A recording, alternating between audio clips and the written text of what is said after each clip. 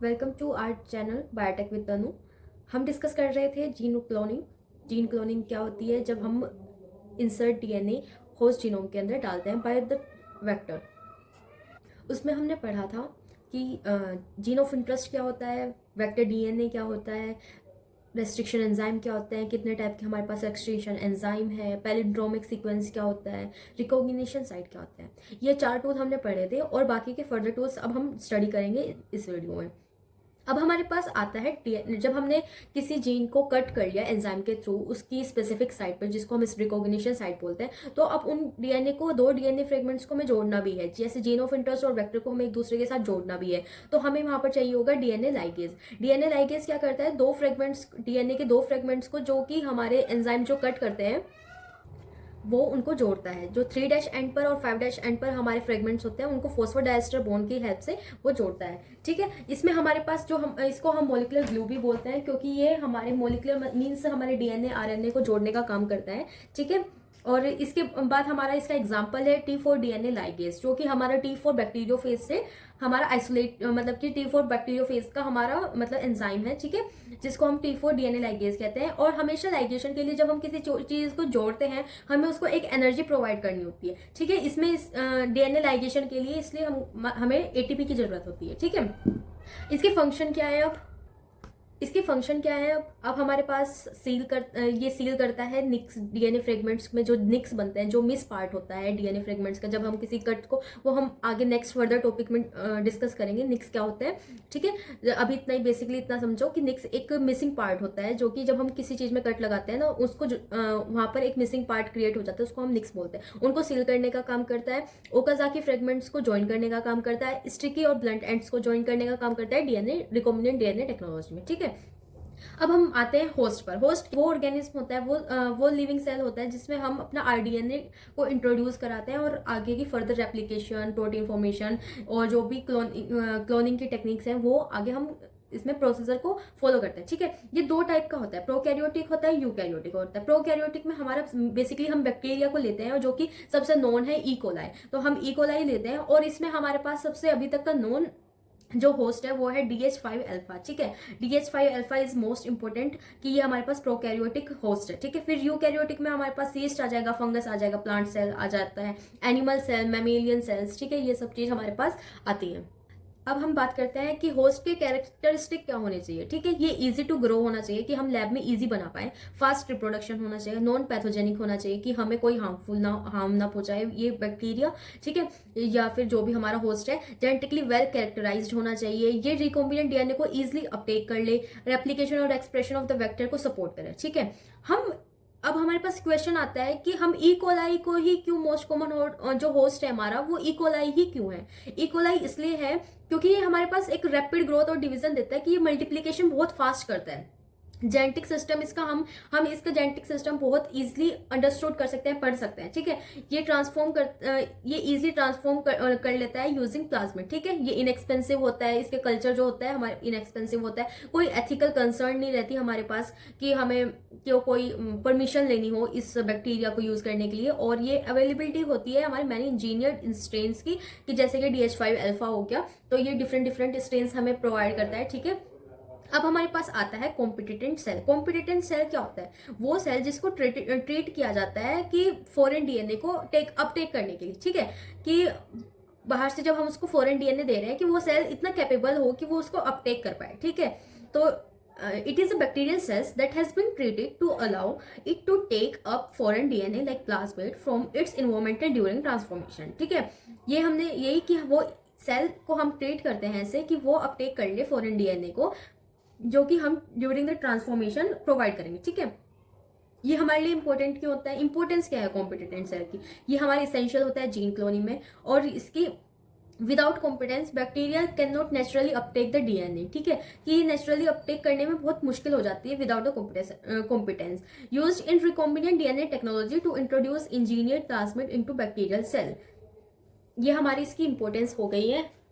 अब हम आता है कि हमारे पास जो कॉम्पिटेंस है वो कितने टाइप का है। ठीक है, ये दो टाइप का होता है हमारे पास, नेचुरल एंड आर्टिफिशियल। नेचुरल की जो बहुत rarely involvement from the involvement Uptake कर लेता है फॉरेन डीएनए, क्योंकि उसके मतलब जो चांसेस हैं वो ऐसे ही इन्वॉल्वमेंट इन्वायरमेंट को देखते हुए वो खुद को उस चीज में ढाल लेता है कि जिसकी वजह से वो अपटेक कर सकता है आरडीएनए को, मतलब कि फॉरेन डीएनए को, ठीक है।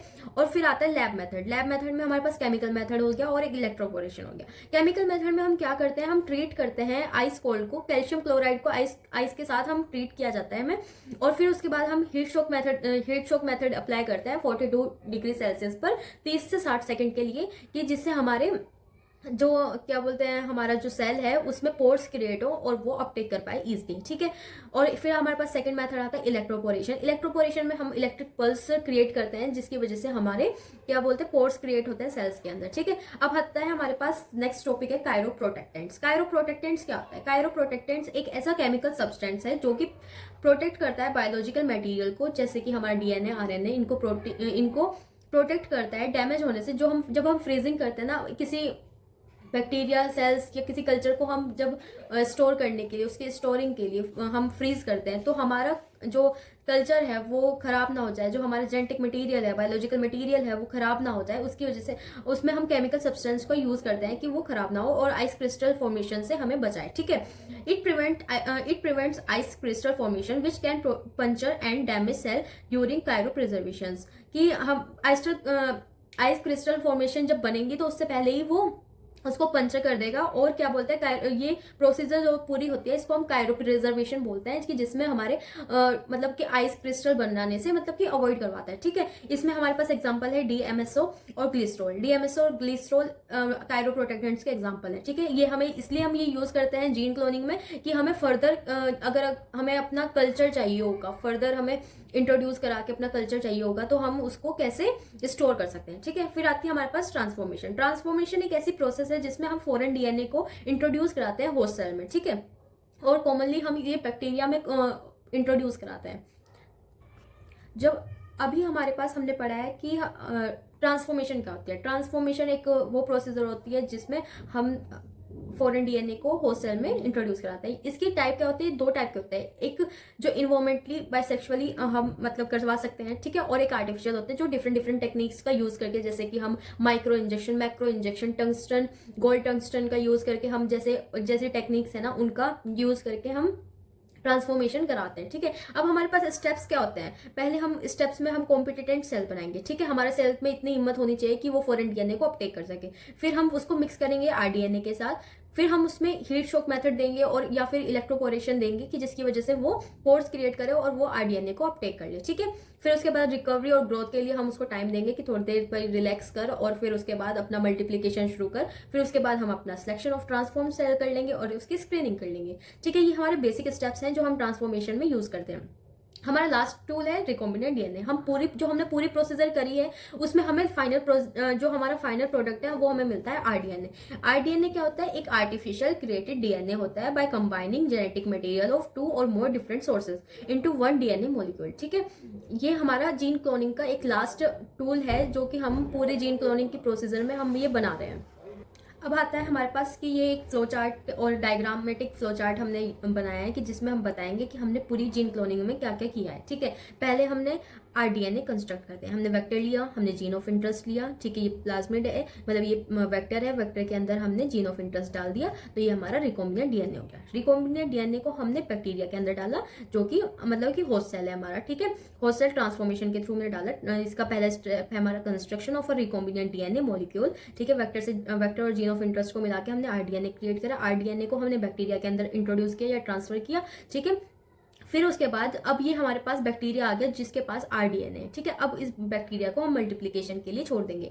जब इनका मल्टीप्लिकेशन हो जाएगा ये डिवाइड हो जाएंगे 2 अलग अलग या मल्टीपल डिफरेंट बैक्टीरियाज में, ठीक है। अब इन सब बैक्टीरियाज के पास हमारा आरडीएनए है, ठीक है। अब आरडीएनए को हम क्या बोलते हैं, एक जो हमारी अगार प्लेट होती है हम उन पर इनका कल्चर ग्रो करेंगे और फिर उसके बाद हम अपनी क्लोनेज को मल्टीप्लाई करते चले जाएंगे, ठीक है। तो ऐसे हमें मिल जाएगा हमारा आरडीएनए।